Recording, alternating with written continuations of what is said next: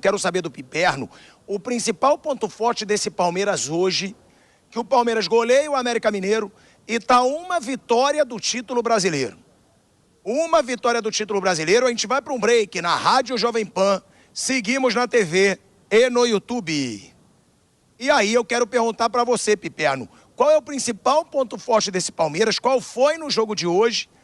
E se você também já acredita, eu acho que todo mundo que está aqui no programa já acredita que no próximo jogo contra o Fluminense, o Palmeiras já vai ser o campeão brasileiro, Piperno.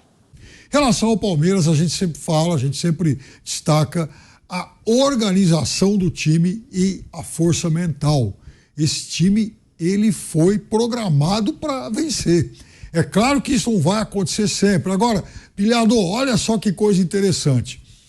Se o Palmeiras confirmar o título, o Palmeiras vai repetir de forma absolutamente exata a campanha do ano passado. 3 títulos iguais, por sinal. O ano passado ganhou o Paulista, esse ano também. O ano passado ganhou a Recopa, esse ano ganhou a Supercopa. E o ano passado ganhou o Campeonato Brasileiro e agora está prestes a repetir isso. E veja como as coincidências elas se mantêm em relação ao resto, porque o Palmeiras de 2022 também foi semifinalista de Libertadores, como agora, e na Copa do Brasil, nas 2 vezes o Palmeiras perdeu para o São Paulo. Dito isso, é muito importante a gente reforçar que esse Palmeiras desse ano tem um elenco mais enxuto, um elenco com 9 saídas em relação ao do ano passado e apenas 2 contratações, o Richard Rios e o Arthur. E no começo do ano, nós discutimos muito aqui, porque eu falava, olha, perdeu o Danilo, perdeu o Scarpa, são 2 jogadores importantes, mas eu acho que tem que testar soluções que o elenco oferece, porque esse elenco é muito bom e provou isso ao longo da temporada e só não foi mais longe porque o Abel foi teimoso com a molecada, com o Endrick, que demorou para virar titular, e com o Kevin, por exemplo, que bastou jogar mal contra o Atlético Mineiro para não voltar mais ao time, e em relação a isso eu acho que o Palmeiras perdeu muito. E olha, eu queria dizer o seguinte, para aquele pessoal que vai pichar muro, para a turma da tinta, que todos sejam muito bem-vindos no inferno, porque eles não fazem falta nenhuma, atrapalharam e certos estavam a tia Leila e o Abel, porque com isso aí, com esse elenco que o Palmeiras tem hoje, dá para ganhar campeonatos sem o uso da tinta e sem aquela baboseira de queremos jogador, ou seja, a turma que ficou sem o dinheirinho lá pro carnaval, que encheu a paciência com tinta, agora eu acho que deveria pedir desculpa para esse time que mais uma vez mostra muito brio, muita fibra e muita força mental no momento de decidir. E uma outra coisa também, Pilhado, tudo que eu falei sobre o Botafogo anteontem, eu reafirmo, porque dá para dizer que eu estava enganado? Piperno, eu vou falar, eu já vinha falando há muito tempo que o Botafogo estava se mostrando um time frouxo. É exatamente o contrário desse Palmeiras, tá? A gente tá voltando aí para a Rádio Jovem Pan em 3 segundinhos, de volta, hein? De volta à Rádio Jovem Pan, agora na rádio, na TV e no YouTube. Bruno Prado, eu quero falar justamente desse time do Palmeiras que o Piperno estava citando agora. Chegou a haver crítica de que não estava contratando, de que precisava repor. Agora, eu faço questão de falar do Rony, eu faço questão de falar do Dudu, que se machucou, mas é ídolo imortal desse time do Palmeiras. Eu faço questão de falar do Veiga, eu faço questão de falar do Endrick, que poderia se acomodar, sendo vendido já pro Real Madrid. Eu faço questão de falar do Gustavo Gomes, do Everton, do Marcos Rocha, do Mike, do Piquerez, por quê? Do Murilo, porque os caras já ganharam tudo, do Zé Rafael, já ganharam tudo, Bruno. E você vê um Palmeiras com a mesma disciplina, um Palmeiras com a mesma motivação. Você pode falar que foi frustrante perder pro Boca, que é um time pior? Pode, mas não pode falar que faltou vontade. Não pode falar que foi um time acomodado. Foi um time que teve muito mais chance que o Boca. Mas a bola não entrou. Era para passar? Era. Agora, não dá para você falar. Você poderia falar que o ano seria frustrante sem esse brasileiro. Mas não que faltou vergonha na cara como a gente fala do Flamengo. Esse time, Bruno, é um exemplo de time que ganha e que continua querendo ser vencedor. É difícil você ganhar tudo e seguir motivado, Bruninho.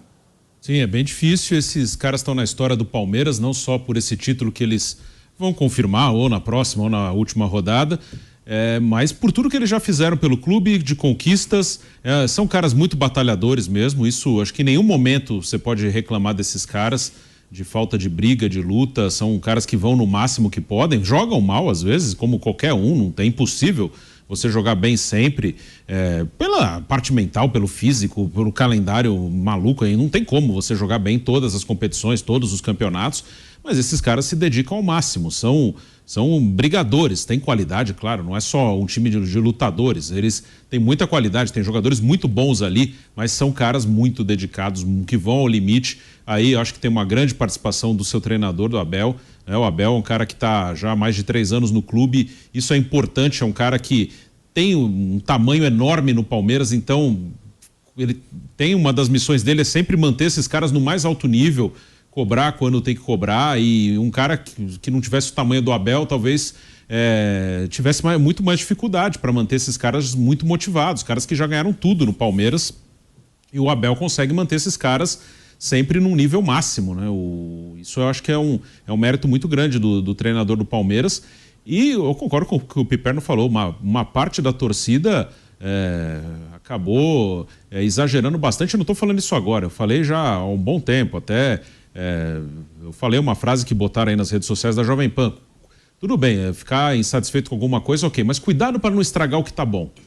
E se o Palmeiras não tivesse um grupo tão lutador e um treinador também como o Abel, talvez essa parte da torcida teria ajudado a estragar o que está bom.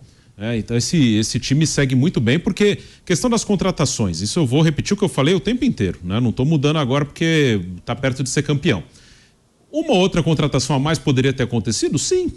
Talvez um volante, talvez mais um atacante. O Palmeiras tentou contratar o Aníbal Moreno do Racing no meio do ano, não conseguiu, já contratou para o ano que vem. No meio do ano o Racing estava na Libertadores, talvez por isso não tenha liberado, ano que vem vai chegar. Talvez 1 ou 2 reforços a mais ajudariam. Mas, assim, os protestos eram muito desproporcionais, eram muito fora do normal. E é uma incoerência, porque uma das coisas que as pessoas celebram, e com razão, é que hoje o Palmeiras tem uma categoria de base muito forte. E se essa categoria de base é forte, o que não é uma coisa histórica do Palmeiras, talvez seja o melhor momento, com certeza, acho que é o maior momento da história do Palmeiras em relação à categoria de base. Se essa categoria de base é muito forte, por que você vai trazer jogador mediano de fora se você tem os meninos ali? E não são só esses meninos que estão participando hoje, o Endrick, que realmente tem tudo para ser um fenômeno, os que estão jogando agora. Os títulos anteriores, teve participação do Danilo, do Gabriel Menino, que ainda está no clube, do Patrick de Paula, do Gabriel Veron, do Wesley, do Renan. Agora você tem o Endrick, você tem o Vanderlan, você tem o Naves, que foi titular hoje, você tem o Fabinho, que entrou. Enfim, no elenco tem o John, Luiz Guilherme, o Kevin, enfim.